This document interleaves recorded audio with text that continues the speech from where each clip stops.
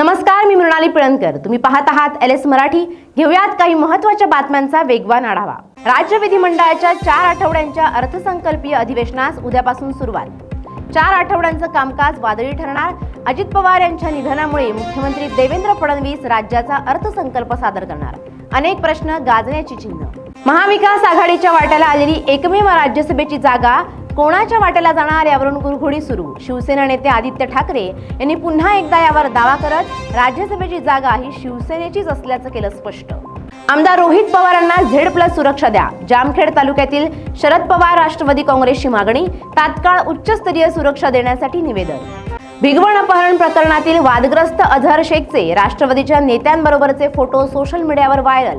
अझहर शेख सराईत गुन्हेगार, त्याच्यावर आधीच 3 गुन्हे दाखल. शक्तीपीठ महामार्गाविरोधातील आंदोलनाची धार आणखी वाढवण्यात येणार. राज्यातील प्रत्येक जिल्ह्यात सोमवारी आंदोलन करण्यात येणार असून अर्थसंकल्पीय अधिवेशनाच्या पार्श्वभूमीवर मुंबईमध्ये गोलमेज परिषद घेण्यात येणार. शिवरायांचा पुतळा हटवू नये अशी मागणी करणाऱ्या एका महिला पदाधिकाऱ्याला बुलढाण्यात बेदम मारहाण.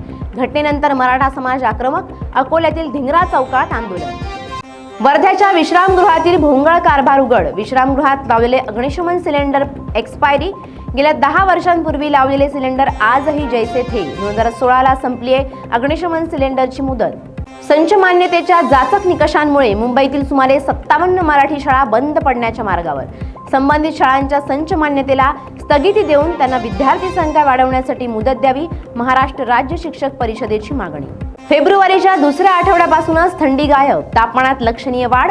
मुंबईत शनिवारी 36.3°C तापमानाची नोंद. यंदाच्या उन्हाळ्यात तापमानाचे उच्चांक नोंदवले जातील असा अंदाज. चंद्रपूर महानगरपालिकेतील कंत्राटी अभियंत्याला लाच घेताना अटक. 1,30,000 रुपयांची लाच घेताना रंगेहात पकडलं. चंद्रपूर लाचलुचपत विभागाची कारवाई.